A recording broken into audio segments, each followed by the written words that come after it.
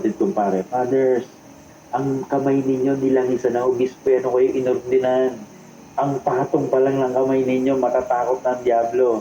And the best that you can do, sacraments, pakumpisalin mo, anointing of the sick. No? Marami na akong pare na nasabihan na, batang pare pag may mga ganyan, sacrament of anointing of the sick. And sabi nila, kumagaling pala, natural, sakramento yan eh. Ang exorcism, sacramental lang yan. Hindi yan sakramento. Kaya yung pagkapare mo, biyaya yan ng Diyos. Pakumpisalin mo. Gagaling yan. No? Wow. Gagaling yun. Kaya lapit kayo sa pares priest nyo para mabawasan yung ginagawa ko. Tama. Oo, kasi minsan, ako nga rin minsan, dami nagme-message. Paano makakontak si Father? Kaya nga. Specific name ng ito, Yes.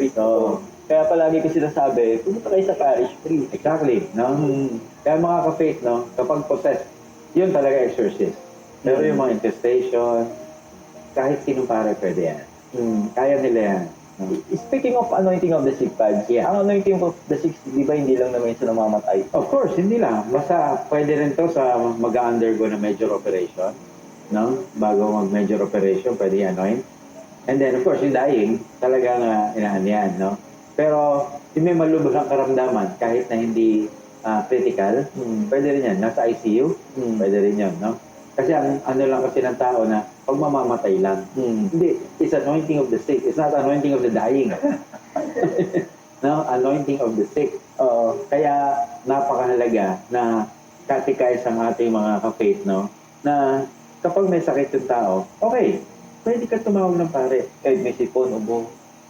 Pwede rin, kung gusto nila. Ako, ginagawa ko lahat. Lahat na lumalapit dito basta may sakit, after ng mass, naanoint ko. Inaanoint ko. Mabuti nga lumalapit sa pare eh. Kasi ang prinsipyo ko, tanggapin mo, Father. Imbis na sa albularyo lumapit yan. Yun. Oo, ako tinatanggap ko. Eh kasi bawal ako ng bawal na wag lumapit sa albularyo. Ayaw mo naman palang puntahan. Paano gagawin natin, di ba?